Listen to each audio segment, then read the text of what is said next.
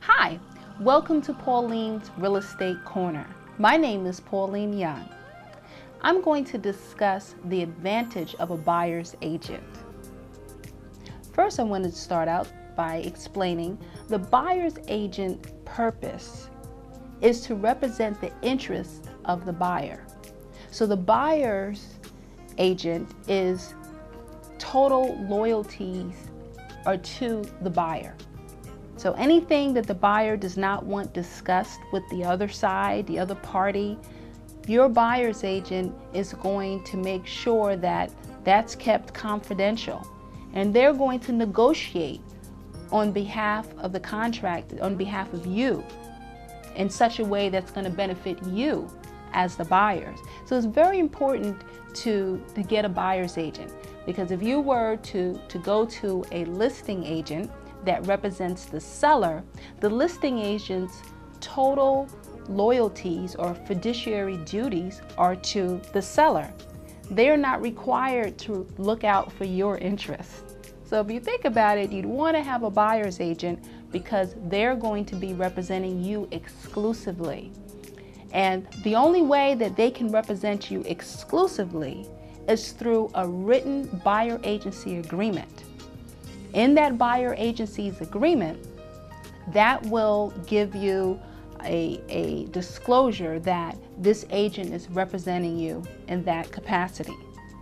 Now, you're set and you're ready to go with your buyer's agent. Now, one thing that I need to tell you, I'm sure you're wondering, or you may be thinking that you are responsible for paying the buyer agent's commission. And guess what? You are responsible for paying that buyer agent's commission. But what usually happens is that the buyer agent's commission is ultimately subsidized by the seller.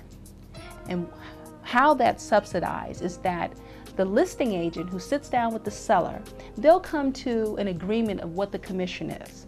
So the seller knows that they're going to pay the listing agent's commission of a certain percentage. That listing agent will then list the property, and in the details that's usually available to other realtors, the listing agent will put what that percentage is that they're going to give to the buyer's agent. So when you have a buyer's agent, usually they already know up front, okay, this is how much I will receive from the sale of the property. So that's how your buyer's agent is compensated. So, and that's the normal situation, because most buyers really do not have the cash to pay both the buyer agent's commission, all of your closing costs, and everything associated with the purchase. So that's a good thing. There's another thing called administrative fees. And I've had clients myself personally who they've questioned the buyer agent's administrative fee, and that is common. All brokerage firms have this administrative fee, and it varies. I'm not even going to attach an amount to it. It could be a couple $100s, and oftentimes that amount is usually due at the end, at settlement. Some may require it up front, but that's something that you want to ask your buyer's agent when you initially meet with them. So you have the administrative fee. What does that cover? That usually covers the processing of your paperwork, the processing of your earnest money deposit, which is then put into a separate escrow account, and then it's made available at settlement. So the administrative fee is not uncommon if you have an agent that is disclosing and telling you that this is due. Some people are not disclosing that up front, so some buyers may not even know that they're going to have that fee, and it's usually part of your closing costs on a whole. So just make sure that you ask for that when you meet with your buyer's agent. Lastly, I wanted to explain that when you meet with your buyer's agent, typically they will have you sign what's called a buyer agency agreement, or at least a good agent will have you sign a buyer's agent agreement.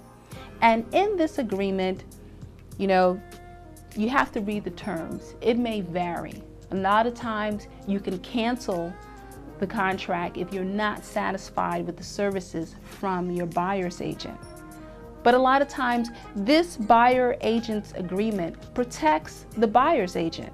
So let's say you have a friend or a relative that just got into the real estate field. Here you are working with this buyer's agent who showed you a property, and you decide, well, you know what? I'm going to write this contract through my buyer's agent. Through my new friend who just became a buyer's agent.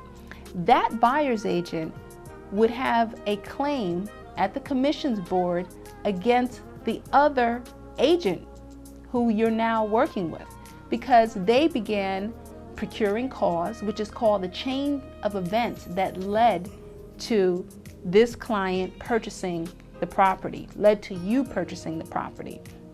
So the buyer agency agreement, if you are not satisfied with your current buyer's agent, you want to make sure that you read your contract agreement that you have with that buyer's agent carefully, and make sure you understand what the termination policy is concerning that, because you don't want to be in a situation where you just walk off and start working with a new buyer's agent and they're saying that, you know what, I'm due a commission. So just read it carefully.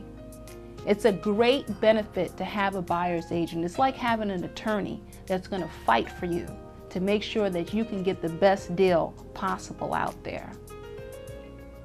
So that's all that I have to share with you. Thank you. Remember, get an agent, get an expert, get the facts, get results. See you soon.